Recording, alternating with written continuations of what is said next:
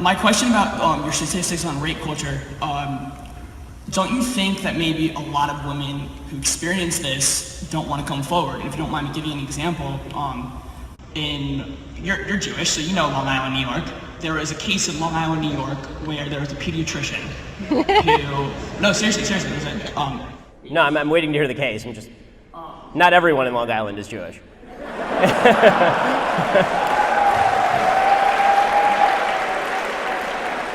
But don't worry, I don't think you're an anti-Semite. Thank you.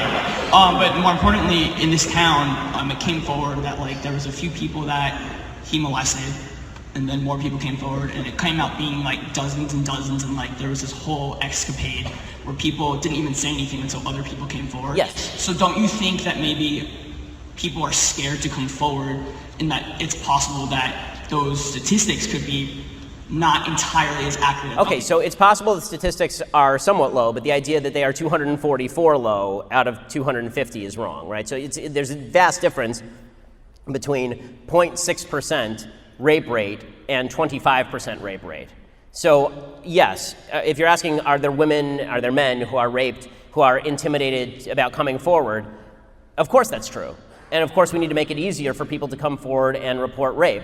I think, by the way, that it is also very important that in cases of rape that we fulfill an evidentiary standard, because when I'm talking about you have to castrate or kill people, they better damn well be guilty, right? So I want to make sure that the people who are convicted are certainly guilty. But that said, I think that one of the grave tragedies is that there's so many people who are raped who don't come forward, and then they talk later about the rapes that they've experienced. The world would be a lot better place if we could encourage those people to come forward. If they did come forward, I want rapists in jail. I don't want them out on the streets. So when people say rape culture, my problem is that it's just too vague. I don't know what that means. Who in the United States is pro-rape? I need to hear who out there really? Well, I think that other than Bill Clinton.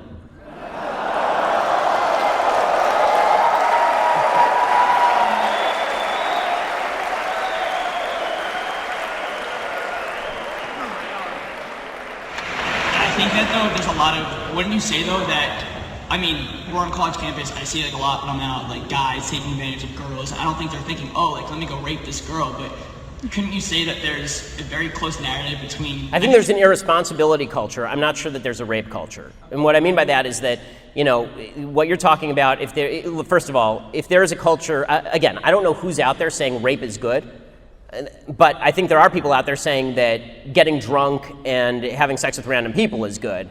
And if that leads to a higher rape rate, if there's a correlation there, that's a problem, obviously. But the reason I don't like the term rape culture is not because I'm pro-rape, it's because I'm anti-rape. I think that we should make very clear that rape needs to be stopped, but the idea that everybody out there is on the verge of raping women, which is sort of what rape culture suggests, is just not true, and it's a slander against men. Thank you very much.